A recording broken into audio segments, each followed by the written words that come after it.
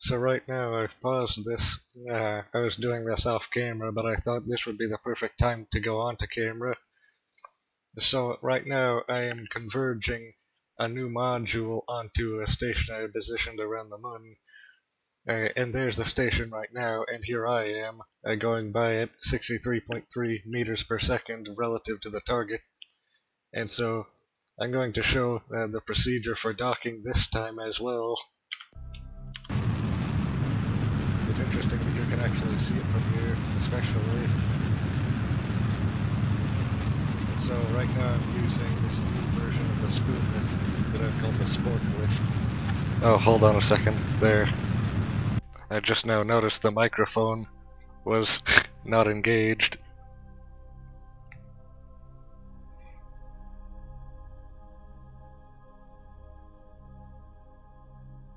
Actually, in order to get this module here to this exact spot, I used a special technique that I've almost perfected, and that I also invented without outside help.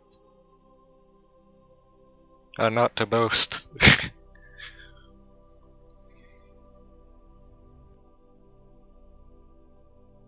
Yeah, I'll probably actually show exactly how I did this, but with something else. And so now I'm going to accelerate towards it at a small speed and just time warp in order to get closer, as to not waste fuel, of course. And you can see the orbit is taking me more and more out of trajectory with it because the way the orbital mechanics work. And so now I'm going to be drifting by it.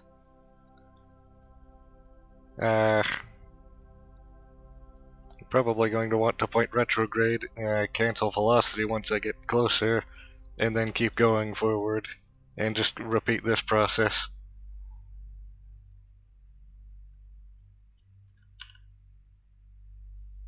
This is probably about as close as I'm going to get with this particular jump.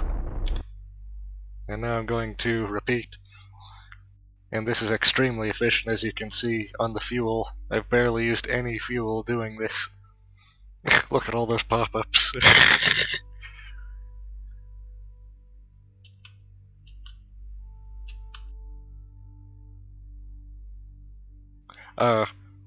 It's something I just noticed. You see, this here is technically a probe, as you can see. It's using a guidance unit. And right now it is in the shadow of the moon from any communication satellites or the planet itself.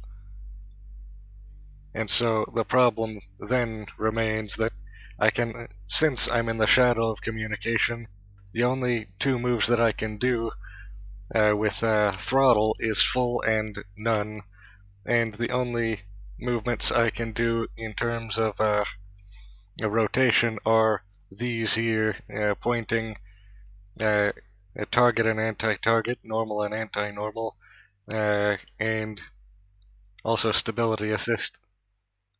So I can't actually dock with the station right now. I need to wait until I'm out of the shadow of communication, until I have full control back.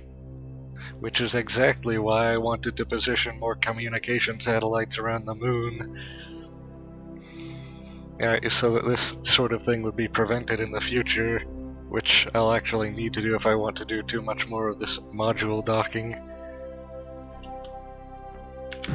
So I'm just going to bring it closer in right now, because I don't need to wait in order to do this part, but for the docking itself I'll need to wait, because I need fine control in order to do that.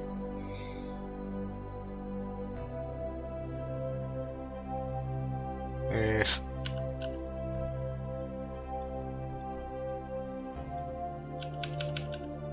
And now I'm just going to settle into about the exact same orbit, as you can see.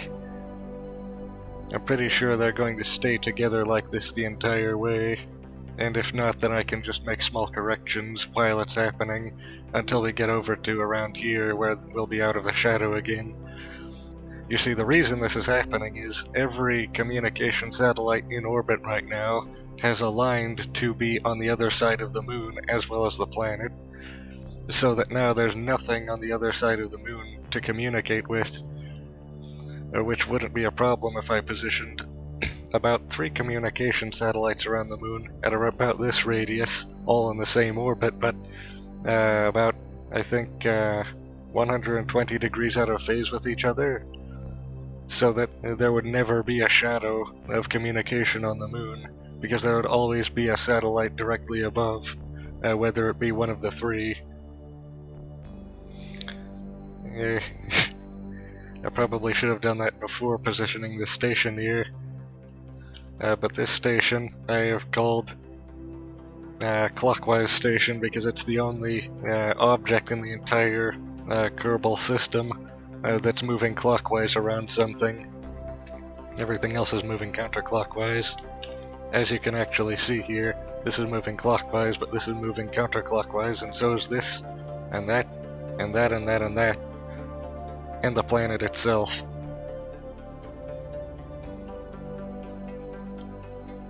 So, right now we should be able to do a time warp. Yeah, look at that. Almost perfect.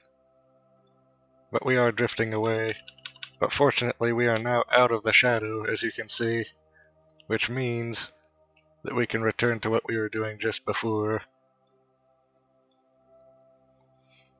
You see, a lot of the techniques that preserve rocket fuel and are much more efficient than just raw power help to make it so that you don't need as much infrastructure in order to get the same thing done, which also means that you can do bigger things with less, which really helps.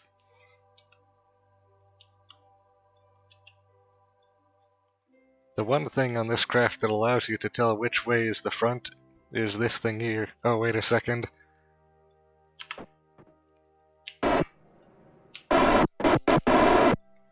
There. I was afraid we might ram it by accident. Alright, so setting this as the new target. I'm going to... I'm going to do this.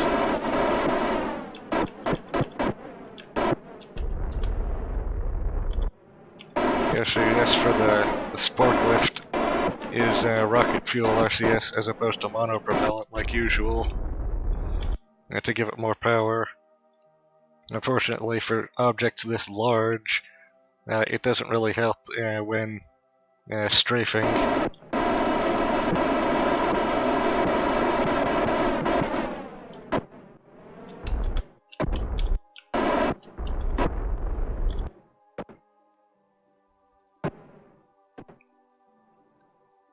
Here.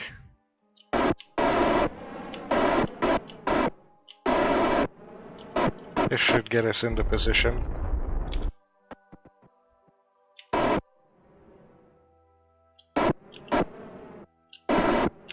There we go. This is going to be the best docking yet, I can already tell.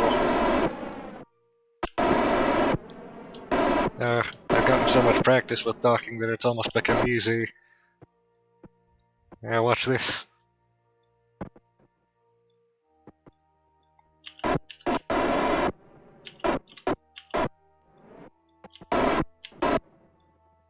There. It's almost there. It's just... it's being stupid.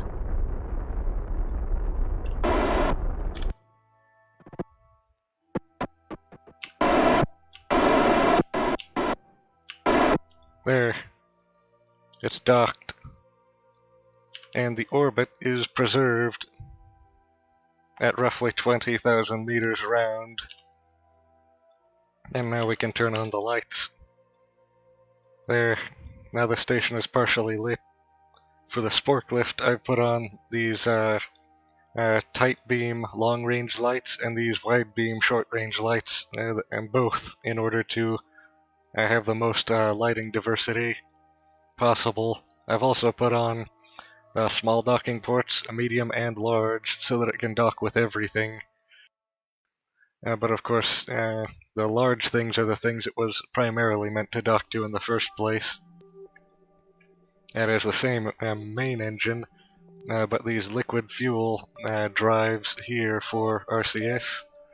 External batteries instead of an inline battery to make it more stable. And also nuclear reactors I positioned somewhere around here. They should be... Where are they? Oh, don't tell me I didn't put any on this one. Well, either way, this is the clockwise station. Quick time warp to make sure that there's no rotation happening. And this is the low Mun station I'm going to use that actually orbits directly over the gas station I put right here, over an ore node. And so the plan is to have a shuttle, sort of a tanker, that goes down to the planet to the gas station to get fuel, and then bring it back to clockwise station and fill up this tank with.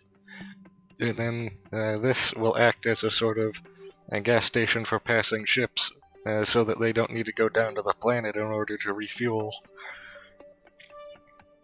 And of course, the real ships are going to be a lot easier to maneuver than this ridiculous thing here that I made. And so it'll be a lot easier for them to dock than this thing. I'm also going to need to put another X-junction here, as well as residential pods, science pods, things like that, just like all the other stations. You can actually see I invented this fuel pod to be almost identical to the last one I made, but these batteries are radial instead of inline because the inline ones were too springy. So this one should actually be much more stable. But that's all for this component of the video. There's also more to do later. Actually, there is more I can do before designing something new for the video. So this is one of the two things I did off camera, clockwise station, putting it around the moon here, just really quickly, nothing interesting really. But there's also another project I made further out around Duna here. As you can see, I placed a relay satellite around Duna over there, and Ike right there. This is a long-range relay satellite. It still has its second to last stage here that still has a lot of fuel just in case. It's traveling in orbit at about 90.7 meters per second relative to what it's orbiting. And as you can see, it is in the furthest out orbit it can be without deorbiting outward, so that it will have the longest phase possible, or the longest period possible. And I'm planning on putting long-range relay satellites just like this one in the highest possible orbit of every celestial body except for the Sun. For the Sun that won't be necessary, I'm sure. But also Ike is one of them. No wait, only the planets. Ike is one of the ones I'm going to put short-range relays around in order to make sure that there aren't any communication shadows on it. That's another problem I'm going to need to figure out, is eliminating communication shadows, because as you just saw, they can be a big problem at the worst possible times. So this planet right here is barely a planet, as you can see. It's only roundish. There's a lot of bumpiness going on, and it's also not very big or heavy. Yeah, so this is going to be easy to land on, actually. In fact, so easy that it's probably going to be what I land on before Duna itself over here. Now let's actually select Duna. I'm going to need to zoom out first.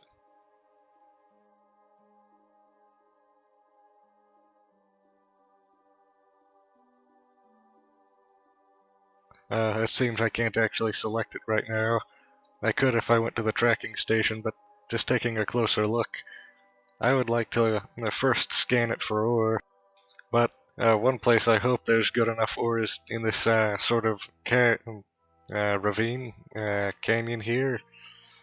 This would be a nice place to land, and also colonize. But there's also a lot of exploration potential for the North and South Poles here. I can sense we're going to have a lot of fun with this planet, especially considering its light atmosphere. There's a lot of interesting mechanics that's going to happen. Yes, but this moon here will be the midway station between us and the planet itself. Getting this relay satellite into a high Duna orbit was actually a challenge. So what I did was I used Kerbin itself as a sort of gravity assistant to slingshot into a higher orbit around Kerbal, the star Kerbal, I believe it's called, and then I had an elliptical orbit between this ring and that ring, and so once I got to this ring here with the satellite, I adjusted my orbit outward until I think it was past the ring I was on, out here, and then I also had this set as the target, and so I adjusted it until the predicted, what would you call that? The predicted closest approach was as close as possible as I could get it, because with the closest approach prediction and accelerating outward from this ring, I was able to adjust for the nearest possible closest approach by simply subtracting some time using the slightly larger elliptical orbit so that you could get it's actually hard to explain like this. It would be a lot easier to just show what I mean with something, which is exactly why I'm going to be building the next project in this video. I hope to show what I mean with that. I think what I'm going to do is probably put a station on Minmus with this project, or possibly a colony module to the moon surface. That should be a lot easier than doing a planet this episode. That's probably going to be for next episode or the one after that.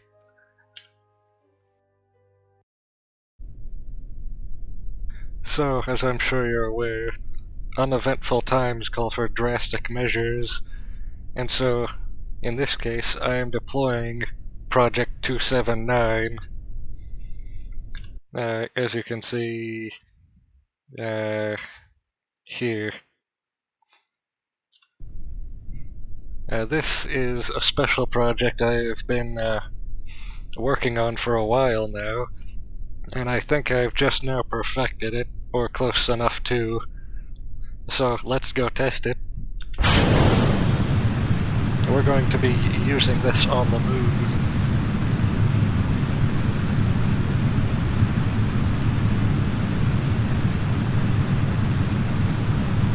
Also, if this test works, then I might just be able to deploy racks and racks of this module on every station, just in case.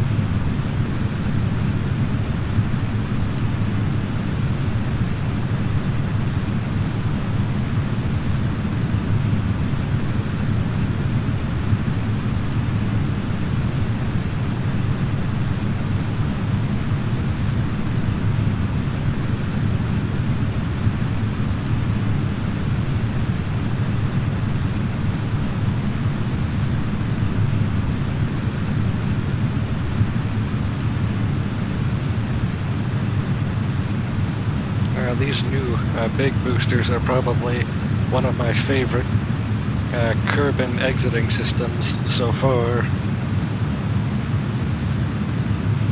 I remember when I had to use dozens of the smaller boosters to get into space.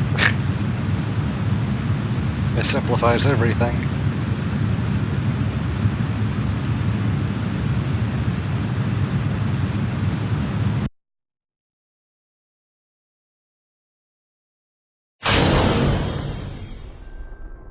There.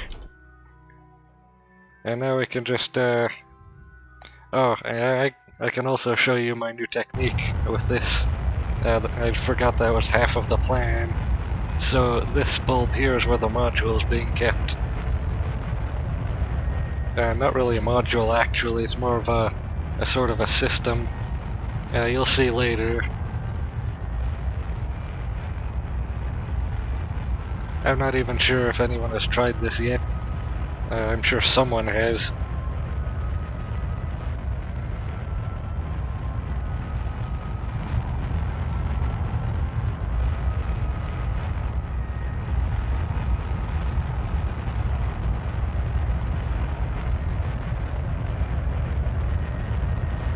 So what I'm going to do is I'm going to bring the apoapsis up out to Kerbin relay node, and then from there it'll be more easier and more efficient to bring the periapsis up to the moon's orbit here.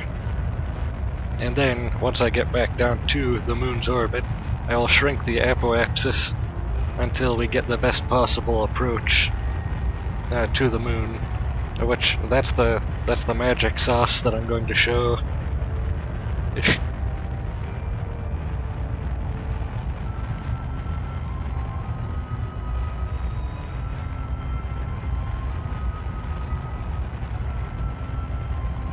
You kids are fortunate these days. Back in my day, we had to get to the moon just by aiming in the general direction of the moon and hoping we get it right. We didn't have all of these fancy guidance computers. No, I'm going to ignore that. I'm not using the old technique this time. I'm going to be using the new technique, even though in this particular case it would be easier. There. And I'm going to quick save just in case, as always. Now we're going to accelerate up to here. And we're pointing completely the wrong direction with this, but that's easy to fix. Wait, what is this? Oh,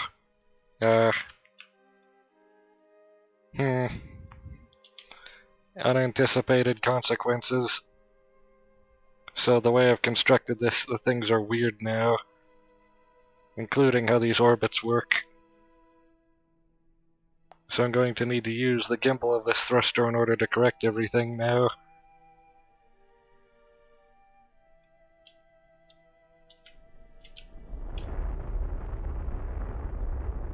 There. Perfect. Moving counterclockwise as is supposed to be. Now see this perfect opportunity? We're going to ignore that and instead use the special technique I developed. We're not going to take anything that's just given to us. That would basically be cheating. We want to do it the hard way. Or, in this case, the way that's hard sometimes and easy most of the time. Just take my word for it.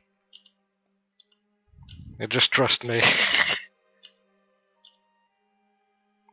Alright, so now I'm going to be going back down. And see how doing that maneuver took almost no fuel or time. And now I'm going to set this as target. Now we're going to make sure we're pointing retrograde. And when we get to around here, we're going to be firing retrograde. Actually, why not just right now? Why wait? Oh wait, let me guess.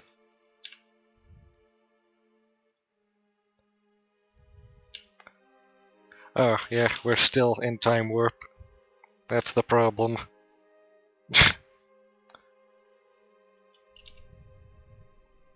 Yeah, so now, as I shrink the apoapsis back down, this closest approach is going to come closer to this here, which is also the closest approach.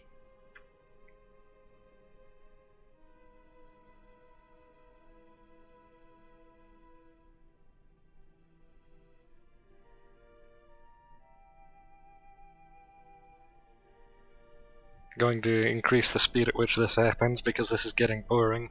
You see, watch this. This is why I said this. If you get into an elliptical orbit with one end at the orbit you're trying to merge with, and the other end either up or down from it, you can just converge the orbit with this one, and eventually one of these closest approaches is going to hit. And looking at it closely, we can see we are going to approach it from this angle, which means we are going to be moving counterclockwise in there as well, which is fine. And see how efficient that was? We didn't even use all of the fuel in this this stage here.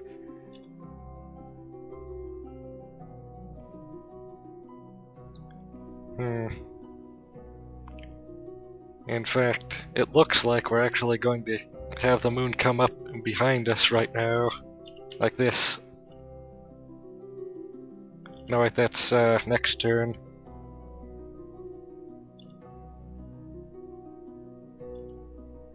Yeah, and now you can see we're converging on it.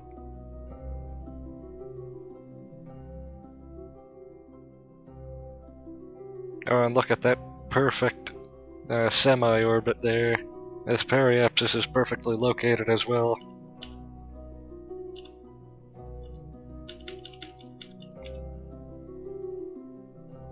I think the professionals call it perigee and apogee, or something like that. Well, that's stupid.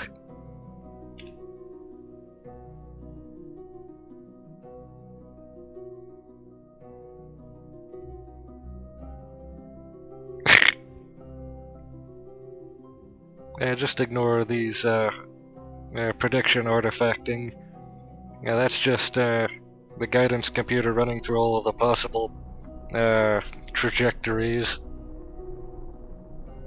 Yeah, so from here we're going to shrink our orbit down to the smallest possible, similar to the clockwise station that I made, but also slightly below to about 10,000 meters.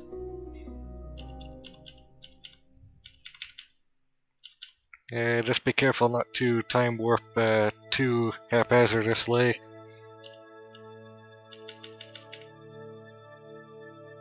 There. And now we need to go through the monumental effort of using our microscopic reaction wheel to turn this around. Or we can just use the gimbal of the thruster again, which should have no repercussions on our orbit. Or rather, repercussions that are so minuscule that they don't even matter. There, and now since we're close enough, we can just burn fully. There. And now it's shrunk thoroughly to the altitude we want. And now, for right now, we're just going to wait until we're on the daytime side of the moon again. And while that's happening, we can actually look at the moon from where we are. We can see that there's a lot of terrain detail that you don't see far away that you can see up close. I think this is about the altitude an airplane would normally be flying at on the moon.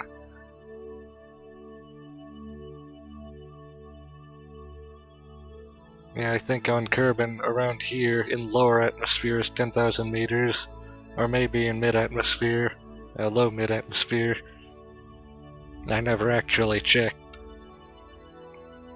But now we're fully on the dark side. Oh yeah, I just remembered. I still need to put up the relay satellite network above the moon. I think that should be the next project, actually.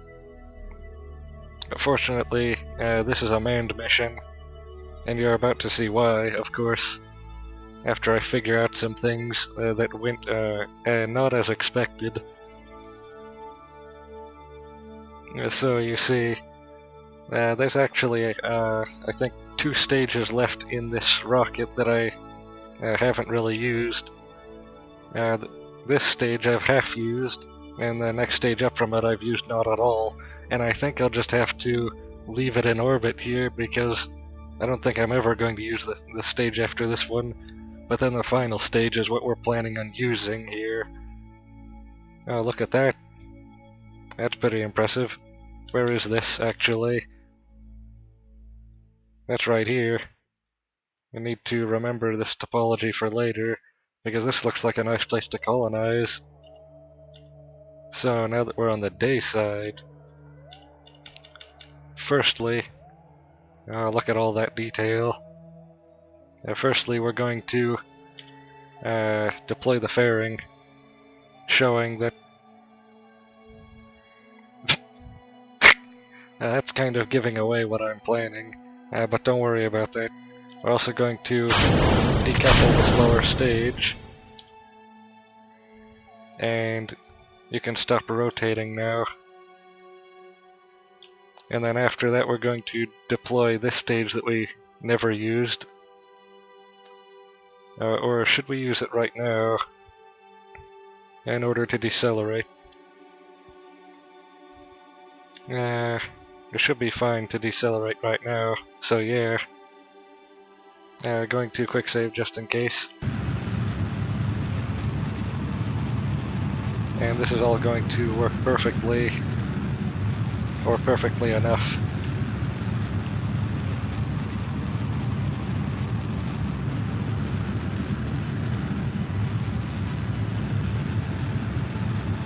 Yeah, this altitude looks perfect for what I'm trying to do. So what we're going to do is we're going to come to a complete stop up here, and then we're going to deploy project-279.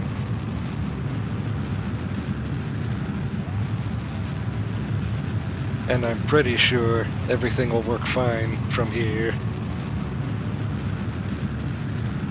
And if not, then we'll know not to try this a second time.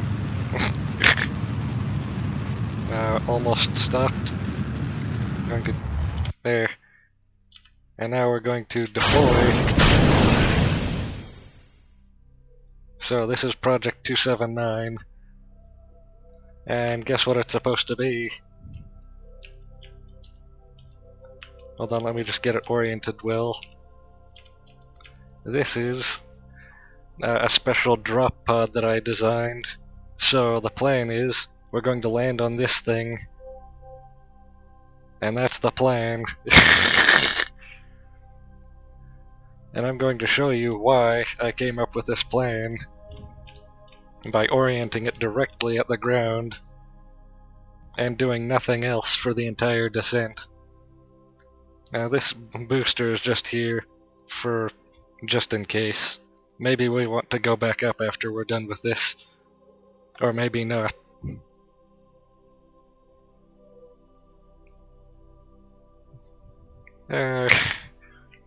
We're accelerating alarmingly quickly at the ground, but don't worry, everything will be fine.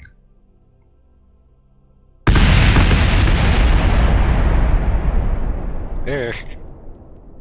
They both survived. And so you see, the pillar that I put there absorbed the entire energy of the crash, and so now they are safely on the ground, even though they came from a free fall at about 10,000 meters up. And so, to abbreviate, what I built was sort of a half an escape pod and half a drop pod to get Kerbals quickly to the surface from whatever's in orbit. And as you can see, they both lived, as was expected, of course. This was not actually a test, it was a demonstration. Oh, look at that. A strange moon anomaly. There's some paranormal activity happening. Let's actually take a closer look.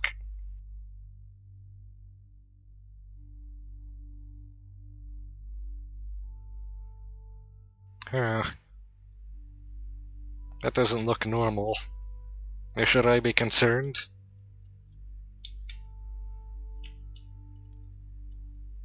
Yeah, it's a ghost rock. Just ignore that. Those are normal here on the moon.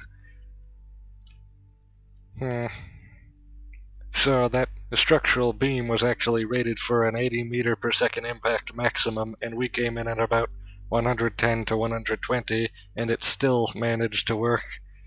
And so that I think that's about the maximum we can handle with this sort of drop pod design. If we use something like two beams, one in front of the other, then theoretically it could handle an impact twice as powerful.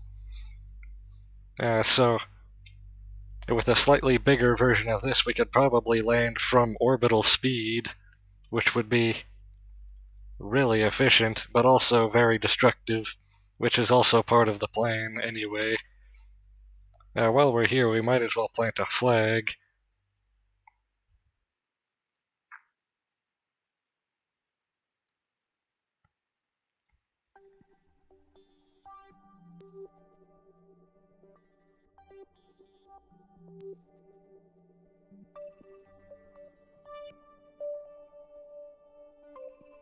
There. So now I can remember where to pick these two up at, because they have no way back up now. Well, technically they could... Oh yeah, I just now thought of something. So first you, and then you come up here. We're not done. There's still science to do. Technically, the only part of the craft that got destroyed was the landing beam and a couple solar panels. The rest of it is completely intact.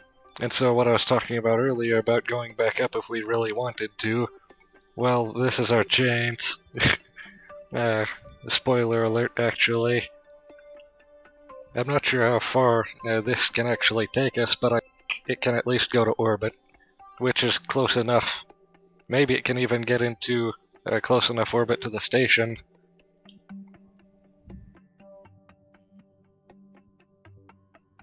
Alright.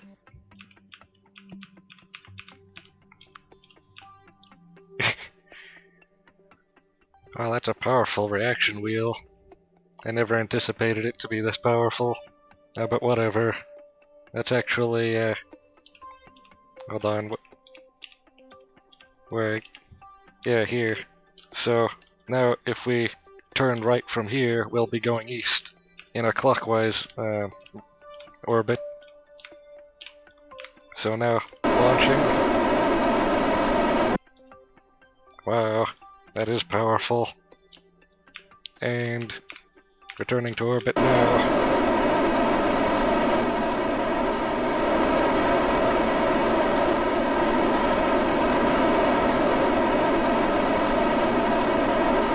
Wow, this is powerful. More powerful than I ever could have imagined. Hold on. This is, we need to wait until we're higher up before we can time warp. But look at this, it's not even displaying the trajectory, we're going so fast. And we haven't even used all of the fuel.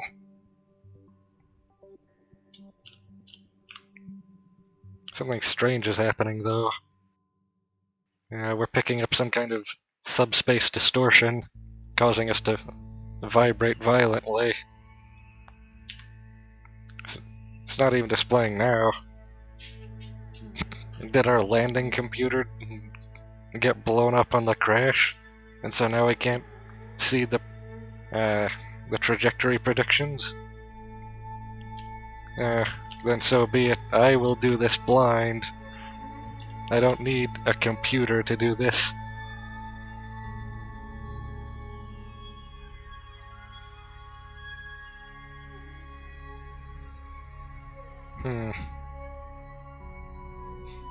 It's not even letting me time warp. No data, no signal, not connected, limited crew control. All very bad signs.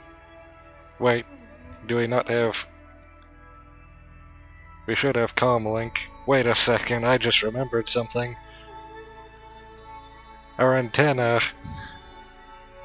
We lost our antenna on the crash.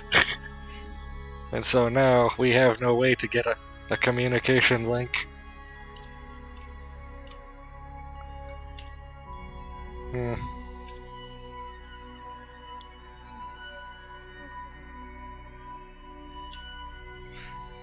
I think we might as well just wait at this speed to see what's going on here with this trajectory. It looks like we're going that way at this speed. Yes. Would it be a good idea to try to switch vehicles quickly? No, that probably wouldn't help.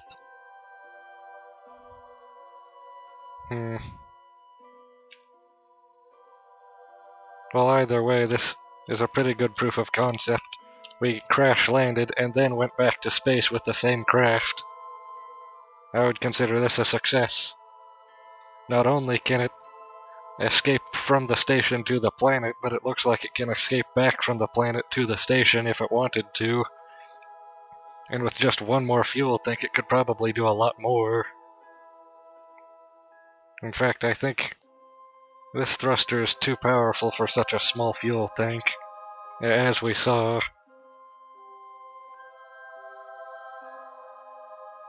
Yeah, I think this is a stable orbit for right now. I'm going to switch over to the Mooner.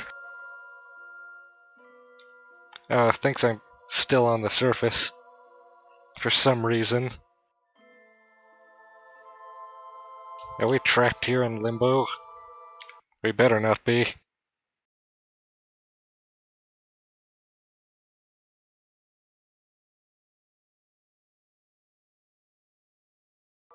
Looks like we're trapped in limbo until we crash.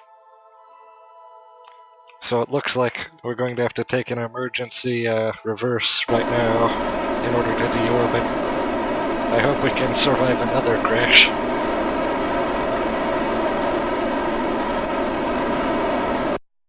If we can survive a second crash, that would be the ultimate proof of concept.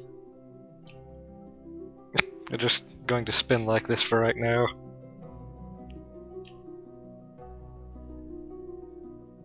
There. And then I'm going to eat some breakfast while this is happening.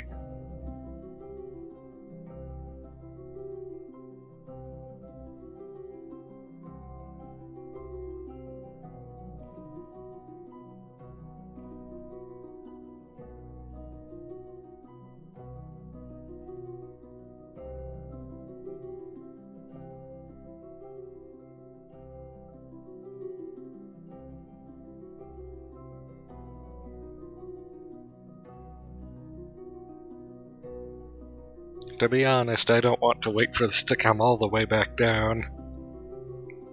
I don't think anyone does, actually.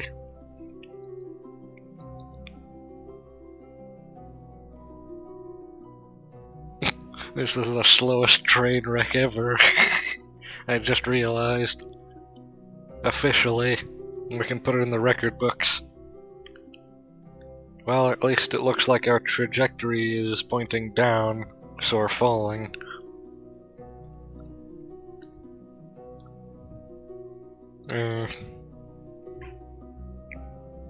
Maybe I should make this a time lapse.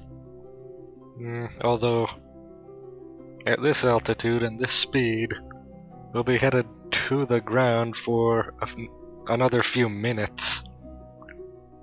That is, if we actually successfully deorbited. If not, we'll be stuck here like this forever. And that's the worst possible timeline. We would need to go back in time in order to fix that, which I'm actually going to do right now. Because I can't be bothered to wait anymore. So let's actually go back to the tracking station and take a look at what point in time this is. Oh. So this is when it happened. So this is what it comes back down to. We're time travelers now. It's official. So here's how we're going to fix the timeline. We're going to slow down until this thing survives the landing, along with the rest of it, including, I think, the antenna. Actually, did I put an antenna on this? I can't even remember. Anyway, we're going to survive the crash now completely instead of only partially last time. Yeah, see? It's completely harmless, as long as you travel below 80 meters per second. And did you see how fast that was, too? It was like a car crash, but... yeah, look. It just bounces. A much softer landing this time. And it only took that much fuel as well. I think the crash and getting back in after the crash bugged everything, and so that's why it thought we were still on the surface. But I'm just going to leave this here for right now until I think of something else to do with it, like maybe firing it at an orbital station or something, or maybe using it like an ICBM to destroy my gas station. But that's for a later episode.